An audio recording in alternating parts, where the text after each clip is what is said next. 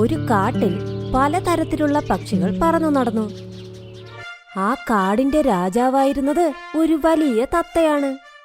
ആ പക്ഷികളിൽ ഒരാളാണ് ടീനു കുരുവി. അത് ഒരു മരത്തിൽ അതിന്റെ ചെറിയ കൂട്ടിൽ താമസിച്ചിരുന്നു. അവളുടെ തൊട്ടു മുൻപിലുള്ള മരത്തിൽ മീനുക്കുരുവി തന്റെ വലിയ കൂട്ടിൽ ഭർത്താവായ ഗോൾഡിയോടൊപ്പവും 2 കുട്ടികളോടൊപ്പവും ജീവിച്ചിരുന്നു. അവർ ഭാര്യയും ഭർത്താവും വളരെ വേഗതയുള്ളവരാണ്. തന്റെ കുഞ്ഞുങ്ങൾക്ക് വേണ്ടി ബാക്കിയുള്ളവരുടെ കൂട്ടിൽ നിന്നും ഭക്ഷണം മോഷ്ടിച്ചു കൊണ്ടുവരും.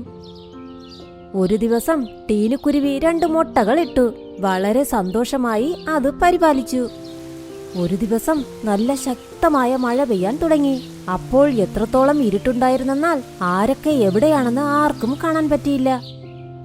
അടുത്ത ദിവസം രാവിലെ എഴുന്നേറ്റ് നോക്കിയപ്പോൾ കൂട് നോക്കി ടീനു ഒരുപാട് അത്ഭുതപ്പെട്ടു. എന്തുകൊണ്ടെന്നാൽ കൂട്ടിൽ അതിട്ട മുട്ട മാത്രമല്ലാതെ ഇപ്പോൾ 3ാമതായി മറ്റൊരു മുട്ടയും കിടക്കുന്നു. ആ മുട്ടയോ കാണാൻ ഒരു സ്വർണ്ണ മുട്ട പോലെ തോന്നി. അയ്യോ, ഈ 3ാമത്തെ മുട്ട എവിടെ നിന്ന് വന്നു? കാണാൻ തന്നെ എന്ത് തിളക്കമാണ്. ശരി, കുഴപ്പമില്ല. ഈ മുട്ടയിൽ നിന്ന് വരുന്ന കുഞ്ഞിനെയും ഞാൻ എന്റെ കുഞ്ഞിനെ പോലെ നോക്കാം.